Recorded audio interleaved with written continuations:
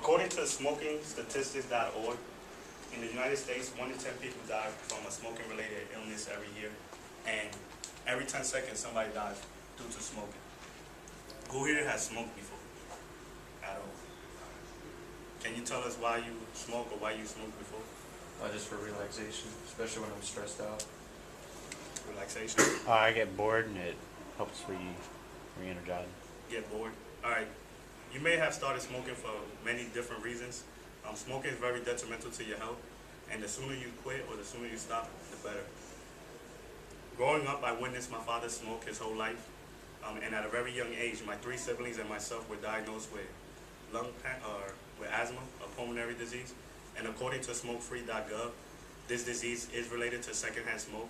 Now, whether or not our diagnosis was a direct result of my father smoking is unknown. However, it's very possible that it led to it. Today, I'd like to talk to you about, firstly, some health implications that smoking causes. Second, some reasons for quitting smoking. And lastly, some tools that can aid you if you do decide to quit smoking. All in an attempt to persuade you to quit smoking. Let's start by covering some of the health risks involved with smoking. For one, smoking causes 30% of all cancer in the United States, the main one being lung cancer, and lung cancer is the #1 killer of adult males and females.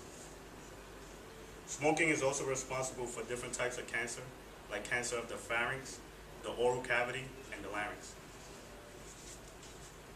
Secondhand smoke is also a big problem, and it is estimated that secondhand smoke causes 3,000 deaths in the U.S. annually due to lung cancer.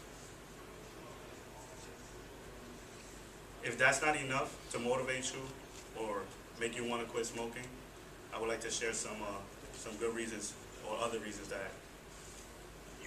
that might help you decide to quit smoking. The #1 is that you will just feel a lot healthier. You be healthier for the rest of your life, and you live a longer life. This is by mitigating the risk of heart attacks, heart diseases, lung cancer, and strokes, and the possibility of early death.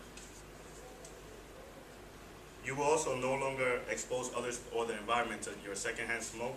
And lastly, you will be proud of yourself as you now have your health in your hands, and you will be a positive role model for children as well as your family and friends.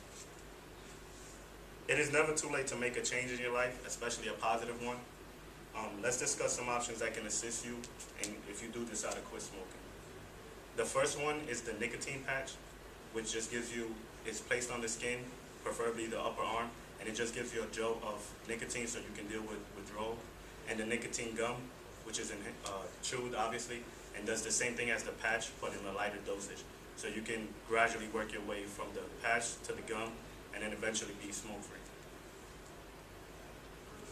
Lastly, there are support groups out there that you can become a part of. These support groups are led by somebody who successfully quit smoking, and they just give you moral support and any guidance that you may need.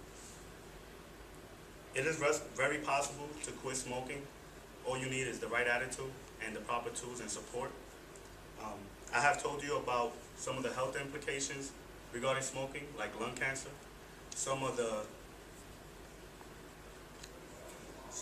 good reasons for quitting, like improving your overall health and being a positive role model, as well as some tools that you can use, like the nicotine gum, to help you quit smoking. In closing, you can take your health into your own hands by deciding to quit smoking and taking that positive step and starting to use any of the tools that I mentioned. And the sooner you make this change, the better. Now, the question is, will you make that change today, tomorrow, or would you wait? Or will you wait until you're a statistic like one of the ones I mentioned? Or even worse, will you actually wait till you develop some kind of disease like lung cancer? Ultimately, the choice is yours and the decision is yours to make. Are there any questions?